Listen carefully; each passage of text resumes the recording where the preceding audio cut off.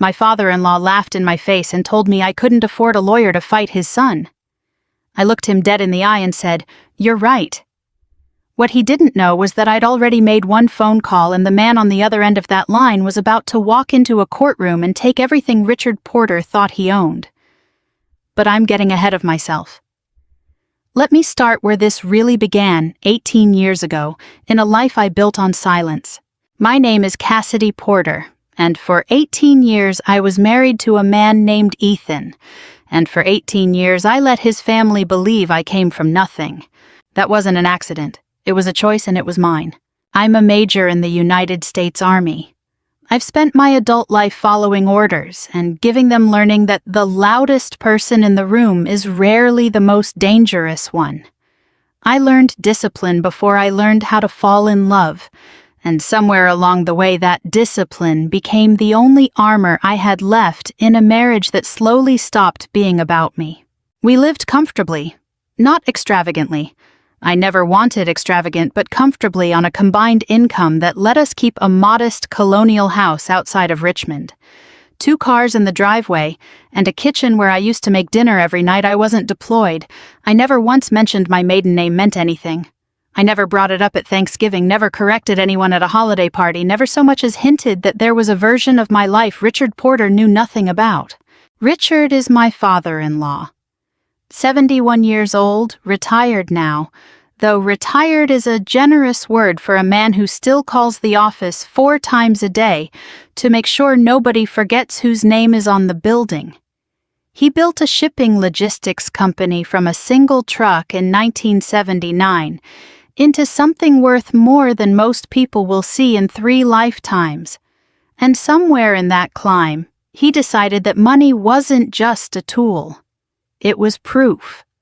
Proof that he was smarter, harder, better than the people around him. And in his mind, I was never one of the better people. He said it to me more than once, always with that same easy, cutting smile. "Your family doesn't have much, does it, Cassidy?" He'd say it at dinner in front of Ethan, in front of his golf buddies, like it was a fact as plain as the weather. And every single time I smiled back and let it go. People assume that kind of silence means weakness. It doesn't. Sometimes silence is just patience wearing a disguise. I want to be honest with you about something else too, because this story doesn't work if I pretend I was some kind of saint, standing quietly in the corner while the world underestimated me. There were nights I went to bed feeling smaller than I actually was. There were nights I looked at my reflection in the bathroom mirror after Richard's dinner parties and wondered when exactly I'd agreed to shrink myself to fit inside his idea of what a Porter wife should be. I loved Ethan once. I want that understood. I loved the version of him I met when we were 24, the one who used to drive 4 hours just to watch me graduate from officer training, who actually cried the day I told him I was coming home safe from my first deployment. That man existed, I promise you he did. But somewhere between his father's money and his own ambition, that man started disappearing, replaced by someone who wore expensive suits and started believing his own reflection a little too much. The affair wasn't a single moment of discovery. It was death by 1,000 small cuts, a perfume that wasn't mine on his jacket, a phone he started angling away from me at dinner, a business trip to Chicago that somehow required 4 days instead of 2. Her name was Melissa Grant. 29 years old, worked in his company's marketing division, the kind of woman who laughed a little too loud at things that weren't funny, specifically when she knew I was in the room. I found out for certain on a Tuesday in March, standing in our kitchen with my phone in my hand, staring at a text message that had been sent to the wrong contact. 6 words. 6 words that ended 18 years in the time it takes to read a sentence.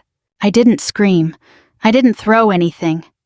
I stood there in my socked feet on the cold tile floor and felt something in my chest go very, very quiet, the way a room goes quiet right before a storm hits. What broke me more than the affair itself was what came after the day I learned that Richard already knew, had known for months, and instead of saying anything to me, instead of showing even a flicker of decency toward the woman who'd sat at his table every Sunday for almost 2 decades, he'd looked his son in the eye and said, "Successful men have needs, Ethan. Just be smarter about it next time." Not stop. Not you're breaking your family, just be smarter. I heard about that conversation secondhand from Ethan's own sister, who thought I already knew and let it slip over coffee like it was nothing. I remember setting my cup down very carefully the way you set something down when your hands aren't steady enough to trust yourself. That was the moment I stopped being surprised by anything the Porter family did, and it was the moment I started paying very, very close attention. 3 weeks later, I found the folder. It was sitting in Ethan's home office, tucked inside a drawer he usually kept locked, left open because he'd been in a hurry that morning. Divorce paperwork, already drafted, already reviewed by his father's personal attorney, no less outlining exactly how he intended to walk away with the house, the investment accounts, the cars, all of it, while I was left with what his filing generously called reasonable transitional support. I stood in that office for a long time, holding pages that had been written about my life without me in the room. And here's the thing, nobody in that family understood about me yet. I wasn't scared. I wasn't even particularly angry, not in the way you'd expect. What I felt standing there with those papers in my hand was something closer to clarity. The same cold, focused clarity I used to feel in the field right before executing a plan I'd already run through 100 times in my head, because they didn't know who I really was. Not fully, not the part of me I'd kept folded away for 18 years like a photograph I never showed anyone. They didn't know about my brother. Richard called me 2 days after I found those divorce papers, which told me everything I needed to know about how confident he was that I hadn't found anything at all. He didn't call to check on me. He called to arrange a meeting, and he chose the location himself, a coffee shop near his office, the kind of place with exposed brick and $8 lattes, the kind of place where he liked to conduct business because it made him feel like he was still the man calling the shots in every room he entered. I got there first. I always get there first. It's a habit from the army that never left me control the terrain before anyone else arrives. Richard walked in wearing his charcoal overcoat, the one he wore whenever he wanted to remind you he could afford better than you, and he sat down across from me without asking how I was doing, without a single word of acknowledgement that his son had spent the better part of a year sleeping with someone half his age. He set his coffee down on the table between us with a small, deliberate clink, like he was setting the terms of the conversation before he'd even opened his mouth. "Cassidy," he said, folding his hands, "I think it's time we talked like adults." I said nothing. I've found that silence is the fastest way to make certain men fill a room with exactly the truth they intend to hide. Ethan's filed for divorce. He continued watching my face for a reaction I didn't give him. I know that's difficult to hear, but I want you to understand something, and I say this because I actually do care about you. You're not going to win this fight, and I'd rather you save yourself the humiliation. "The humiliation," I repeated. "The house stays with Ethan. It was purchased with a down payment from my company, so it's protected. The investment accounts, same thing, structured years ago, long before you two were even engaged to keep family assets separate. The cars are leased under the business." He listed it off like a grocery list, like he'd rehearsed it in the mirror that morning, maybe more than once. "You'll receive a reasonable transitional support payment. That's more than fair considering the circumstances." "Considering what circumstances?" I asked, and for the first time something in my voice must have carried an edge because he actually paused. "Considering that this marriage has clearly run its course," he said, carefully recovering. "These things happen. Ethan's a good provider. He'll do right by you financially within reason." I looked at him for a long moment. I thought about all the Thanksgivings I'd spent smiling politely while he made comments about where I came from. I thought about the conversation his own daughter had let slip over coffee. Successful men have needs, just be smarter next time. I thought about 18 years of folding myself smaller and smaller to fit inside a family that had already decided, long before I ever raised my voice, that I didn't belong there. And then Richard leaned forward, resting his forearms on the table, and delivered the line I think he'd been waiting to say from the moment he sat down. "Let's be honest with each other, Cassidy. You can't afford a lawyer capable of fighting my son. Not the kind of lawyer this would require. My legal team has handled matters far more complicated than this, and they will bury anyone you bring in. I'm not saying this to be cruel, I'm saying it because it's simply true." He smiled after he said it. Not a cruel smile, exactly worse than that. A satisfied one. The smile of a man who believed he'd just done me a kindness by explaining the natural order of the world to someone too naive to already understand it. I felt something settle inside my chest, quiet and still the way water goes still right before it freezes. "You're right," I said. Richard blinked. Whatever reaction he'd braced for, that clearly wasn't it. He'd expected tears, maybe anger, maybe pleading. He hadn't expected agreement, and for one brief second something flickered behind his eyes that almost looked like uncertainty. But he recovered fast. Men like Richard always recover fast because they've spent their whole lives being told they're the smartest person in whatever room they occupy, and doubt doesn't have anywhere comfortable to sit in a mind like that. "I'm glad you understand," he said, reaching for his coffee, satisfaction settling back into his shoulders. "I know this is difficult, but I do think in time you'll see this was for the best." I didn't argue. I signed the acknowledgement of service papers he'd brought with him right there at that little table with the exposed brick behind us, and I watched him watch me sign them. Watched the small private triumph move across his face like weather crossing a field. He thought he'd won something. He thought the woman across the table from him had just quietly accepted defeat the same way he probably assumed every woman who'd ever sat across from him eventually did. He had no idea what he'd just done. That night I sat alone in my car in the driveway of the house I wasn't sure I'd get to keep, and I made one phone call. Just one. My hands were steady, which surprised me a little given everything. The voice on the other end answered on the second ring, familiar in a way that settled something old and worn down inside my chest. "Well," he said before I'd even gotten a full sentence out, "took you long enough to call me back." "Yeah," I said quietly, "I think I'm finally ready." "Tell me everything." I did.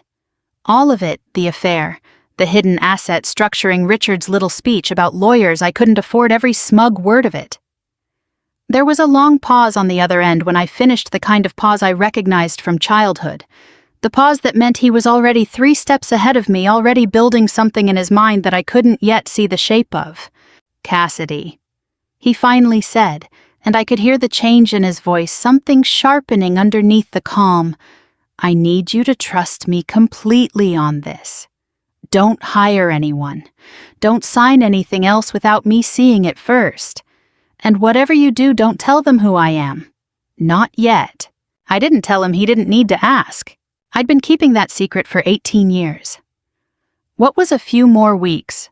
Word travels fast in a family like the Porters, and within a week it seemed like every relative, every family friend, every person who'd ever shaken Richard's hand at a charity gala knew the story he wanted them to know.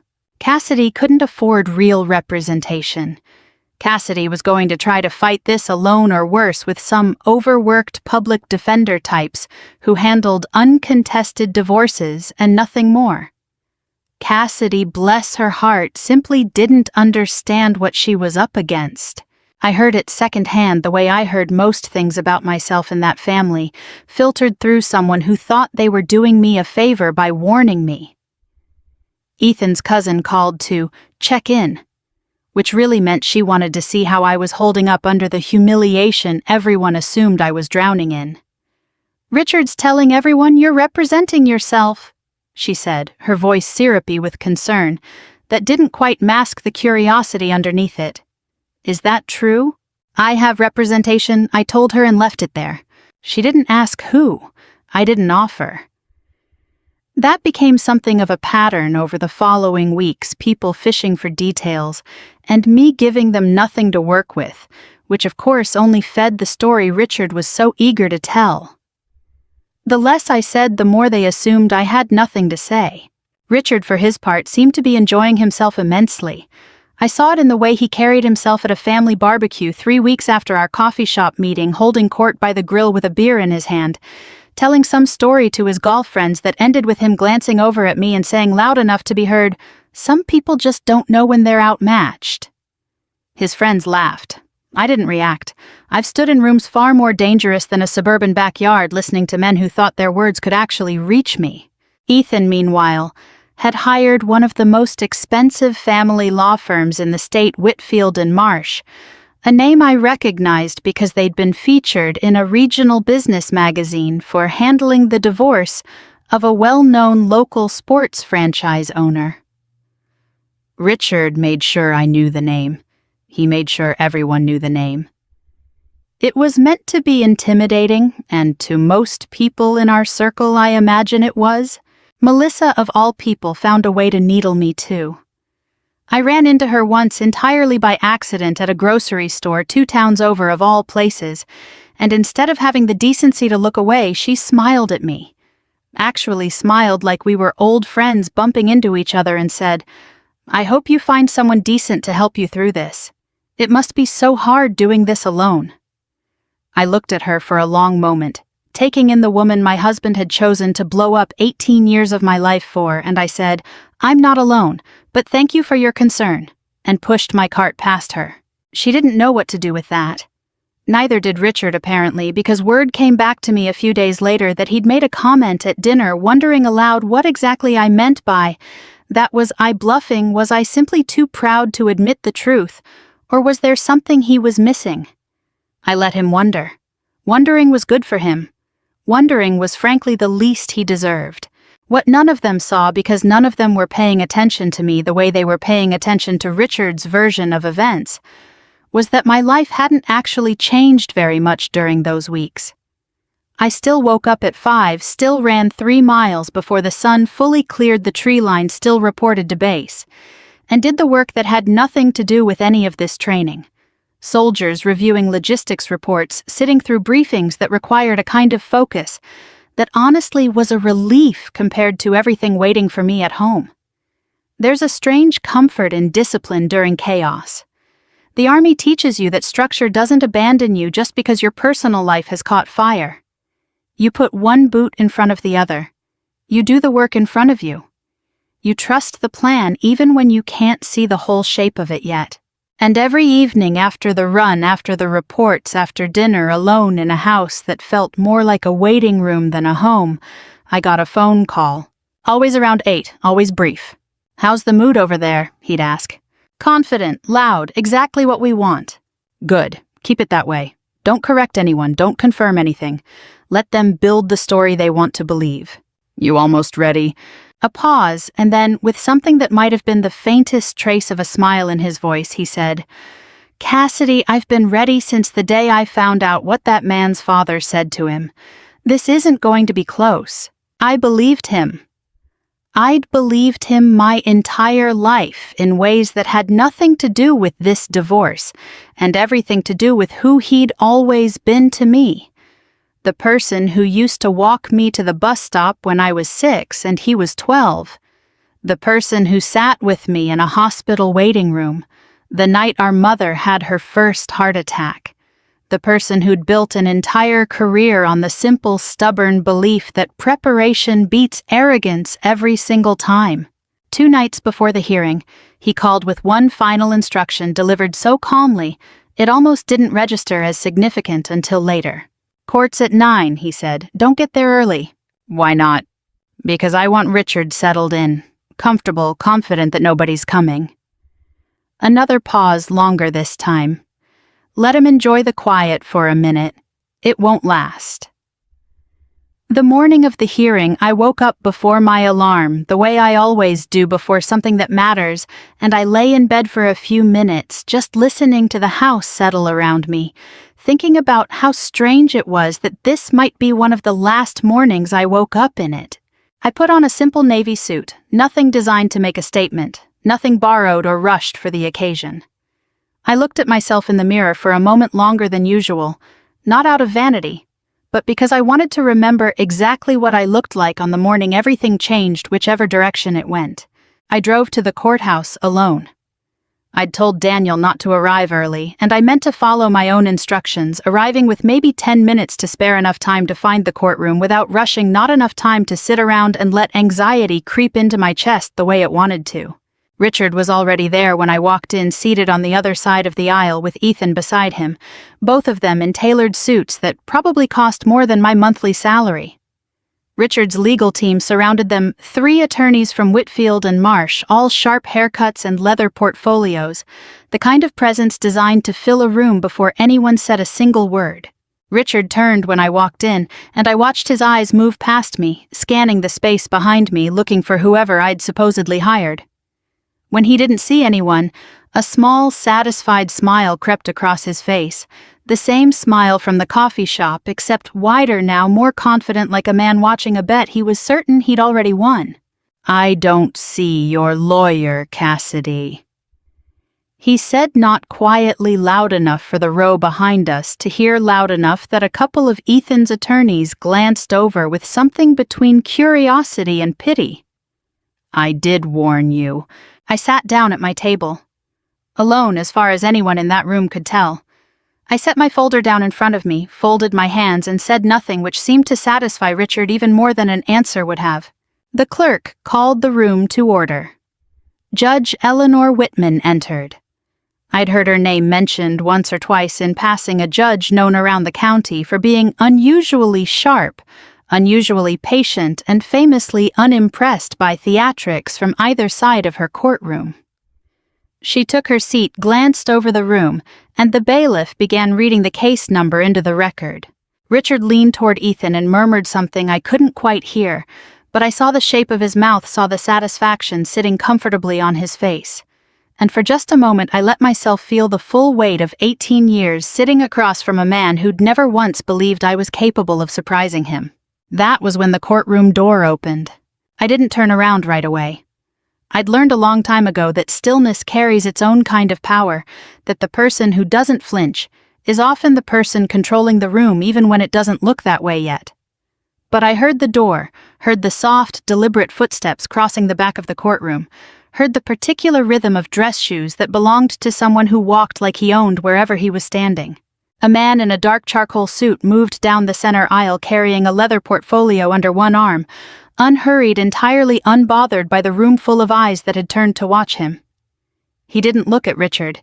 He didn't look at Ethan's attorneys, even as a couple of them straightened in their seats, something flickering across their faces that looked almost like recognition.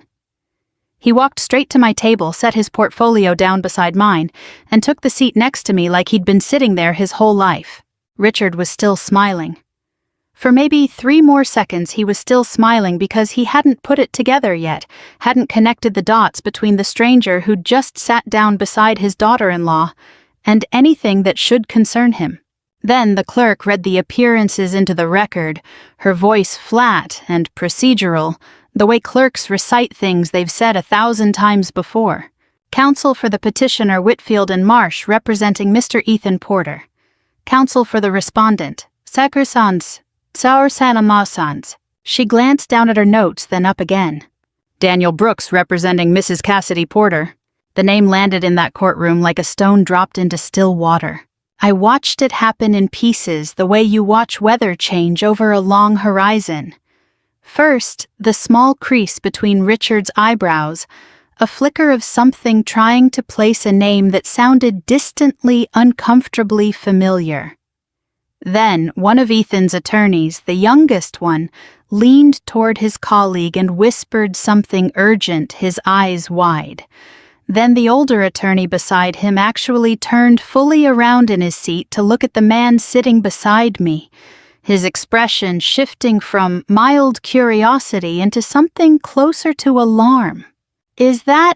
I heard someone murmur 2 rows back. "That's Daniel Brooks, the Daniel Brooks, from the Hargrove case." Richard's smile hadn't fully disappeared yet, but it had gone brittle, uncertain, a man trying to hold an expression his face no longer believed in. He leaned over to Ethan, his voice a harsh, urgent whisper that I could just barely make out. "Who is that?" Ethan shook his head slightly, looking as lost as his father, both of them staring at the man beside me like he'd materialized out of nowhere, like he hadn't been walking toward this courtroom for 18 years, waiting for exactly this moment. Daniel didn't look at either of them. He opened his portfolio, calmly arranged his papers with the unhurried precision of a man who had done this 1,000 times, and would do it 1,000 more, and glanced at me once briefly with the smallest flicker of something warm in his eyes before his expression settled back into the composed neutrality of a courtroom. Judge Whitman looked over her glasses at the room, sensing the way experienced judges always sense that something had just shifted. "Mr. Brooks," she said, "you may proceed with your opening statement whenever you're ready." Daniel rose to his feet, buttoned his jacket, and turned to face the room with the calm, unshakable confidence of a man who already knew exactly how this was going to end. "Thank you, Your Honor," he said. "I'd like to begin by addressing the financial disclosures filed by the petitioner because I believe the court will find them significantly incomplete." Richard's face had gone the color of old paper. Daniel Brooks did not raise his voice once during the next hour, and that more than anything was what unsettled Richard the most. I'd seen my brother in professional settings only a handful of times over the years, usually from a distance. Once at a legal conference I'd attended almost by accident when I was stationed near the city he worked in. But I had never seen him fully at work in his element, dismantling a case with the patient precision of a man taking apart a machine piece by piece to show a room exactly how it had been built to deceive them. He started with the financial disclosures. Ethan's attorneys had filed a standard asset statement weeks earlier, the kind of paperwork designed to look thorough at a glance and fall apart under any real scrutiny. Daniel walked the court through it, line by line, calm and unhurried, pulling out documents that directly contradicted what had been filed under oath. "Your Honor, the petitioner's disclosure lists the marital home as an asset purchased entirely through Porter Logistics, structured according to the filing as a corporate protection to shield it from division in this proceeding." He paused, letting that sink in before continuing. "However, bank records obtained through subpoena show that 11 personal payments totaling just over $60,000 were made directly from a joint account held by Mr. and Mrs. Porter toward the mortgage principal over the past 6 years. That is not corporate protection, Your Honor. That is a jointly maintained marital asset, misrepresented as something else entirely." One of Ethan's attorneys started to object. Judge Whitman held up a hand before he'd finished the first word, her eyes still on the documents Daniel had submitted. "Overruled. Continue, Mr. Brooks," he continued. He moved next to the investment accounts, the ones Richard had assured me over that $8 latte were untouchable, structured years before the marriage even began.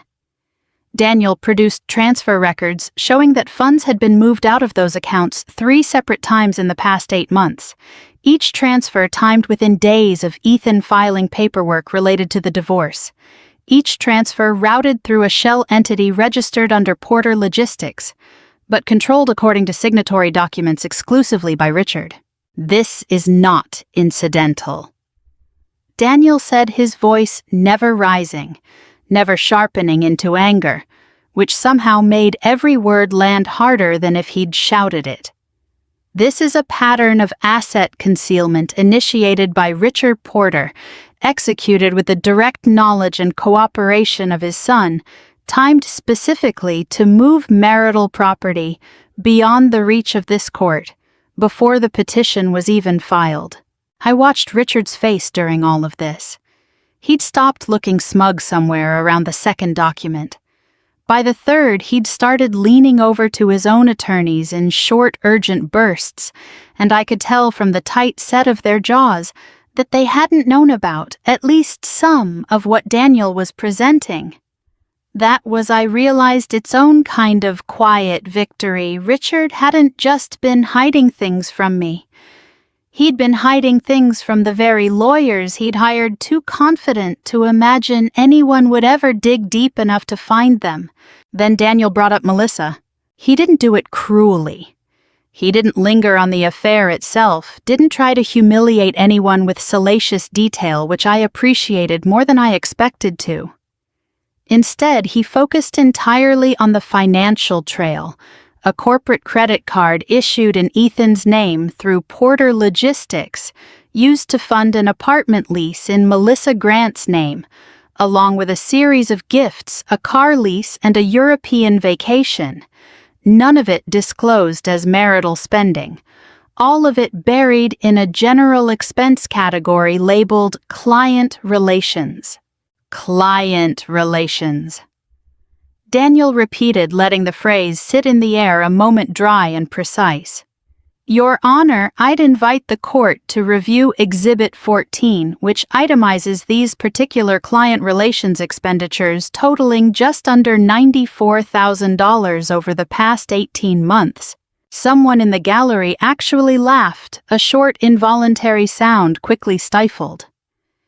Judge Whitman did not smile, but something in the set of her mouth suggested she wasn't entirely unmoved by the phrasing either. Ethan's attorneys objected. They objected to the relevance to the framing, to the exhibit numbering at one point, grasping for anything that might slow the momentum building against them.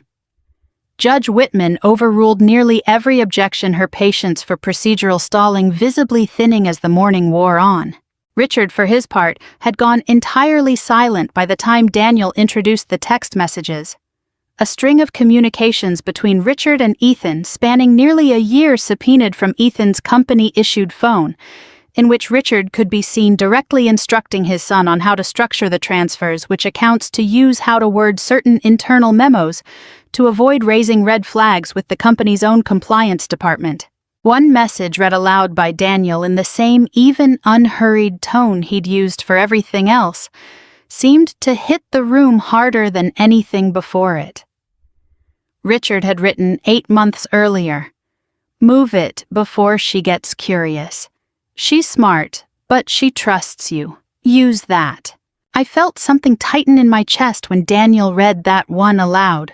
Not surprised exactly, because some part of me had always suspected Richard saw my trust as a resource to be managed, rather than something that meant anything to him. But hearing it read into an official court record in his own words, in his own handwriting, was different from suspecting it privately for years. Melissa was sitting 2 rows back, and I heard her exhale sharply, then noticed her wiping quickly at her eyes. Whether from embarrassment or something closer to real feeling, I honestly couldn't say, and didn't much care to guess. Ethan wouldn't look at me. He hadn't looked at me once since Daniel had started speaking, his eyes fixed somewhere on the table in front of him, his jaw working like he was chewing on words he knew better than to say out loud in a courtroom. Richard leaned toward his lead attorney and whispered something sharp, something that made the attorney's shoulders stiffen before he half rose to object to the next exhibit before it had even been introduced. Judge Whitman was losing patience with him fast, her responses growing shorter, more clipped, the particular tone of a judge who has decided which side of a case she finds credible, even if the formal ruling hasn't been spoken yet. By the time the morning session broke for a brief recess, the entire tenor of the room had shifted so completely that it hardly resembled the courtroom Richard had walked into 3 hours earlier, smiling, certain, untouchable. Daniel gathered his papers with the same unhurried calm he'd maintained through the entire session, squared them neatly against the table, and turned to me for the first time since we'd sat down. "You doing okay?" he asked quietly just between us. "I'm fine," I said, and meant it more than I expected to. He nodded, satisfied, then glanced once across the aisle at Richard, who was still deep in a tense, hissed conversation with his attorneys, refusing to meet either of our eyes.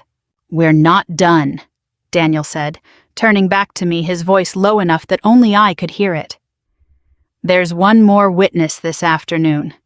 Someone Richard genuinely never expected to see in this room."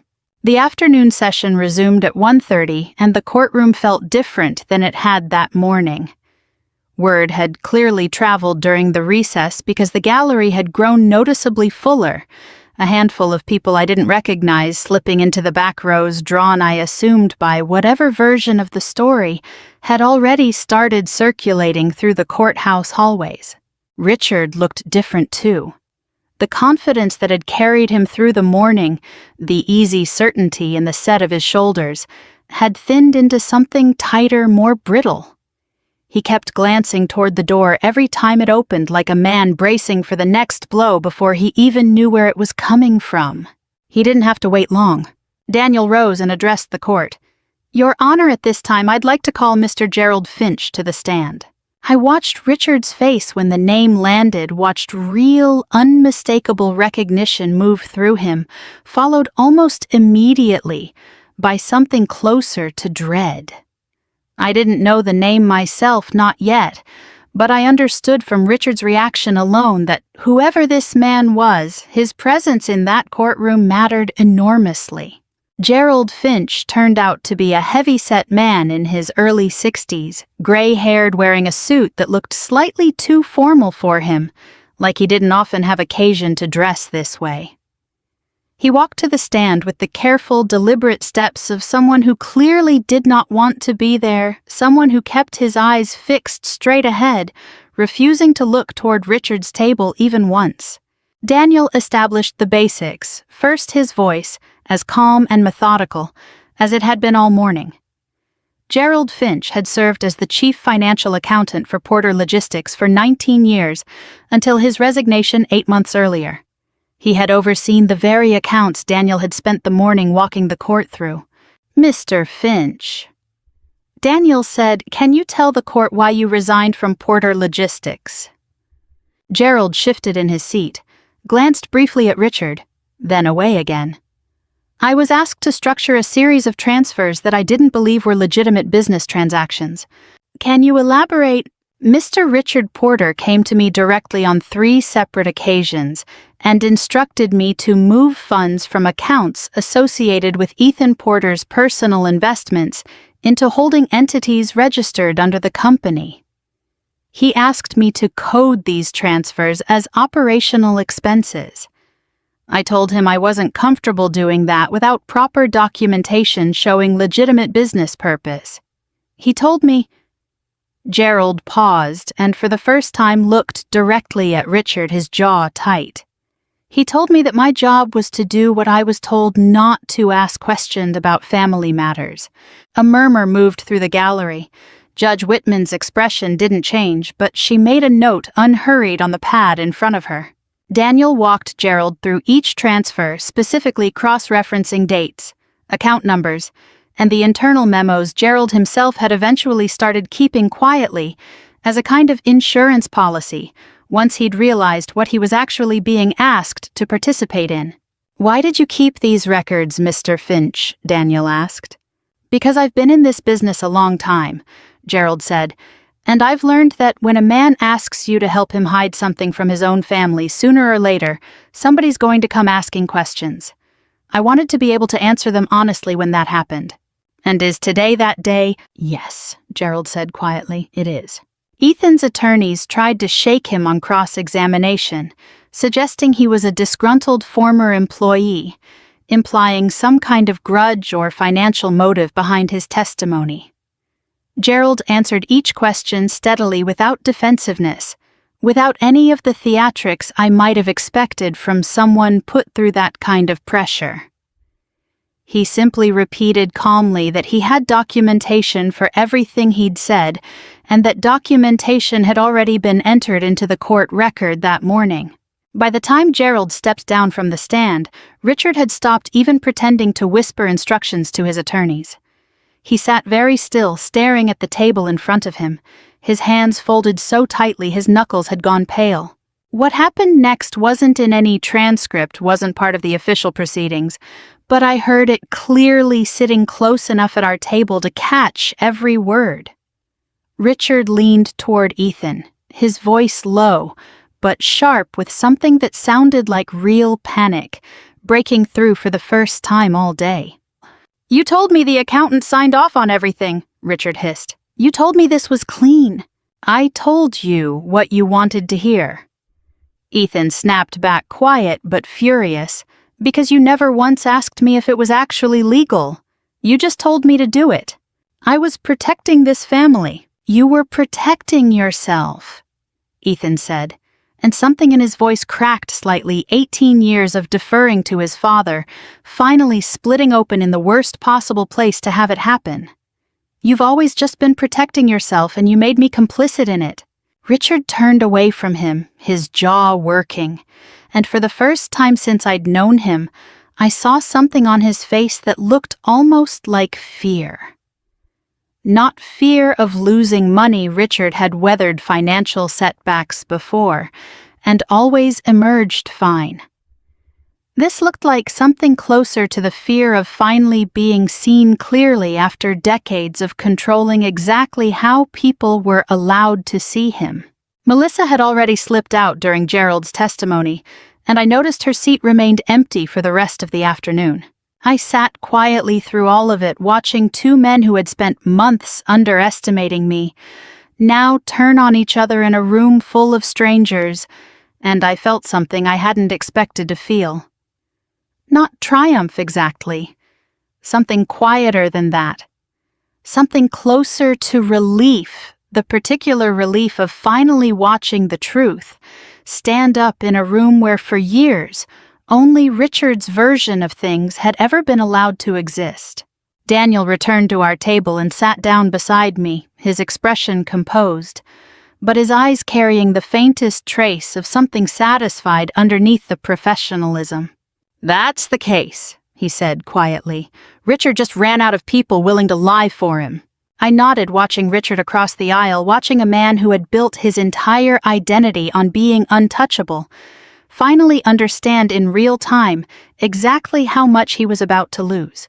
The courtroom reconvened after a short recess for Judge Whitman's ruling, and I remember thinking as I sat there waiting, how strange it was that after everything, after 18 years, after months of quiet preparation, the ending would arrive in a room this ordinary under fluorescent lights with a court reporter typing steadily in the corner like this was any other Tuesday.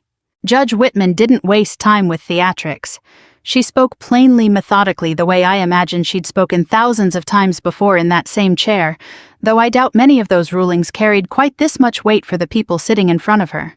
She found, based on the evidence presented, that Ethan Porter had knowingly participated in the concealment of marital assets, in direct violation of financial disclosure requirements, with the active direction and assistance of his father, Richard Porter.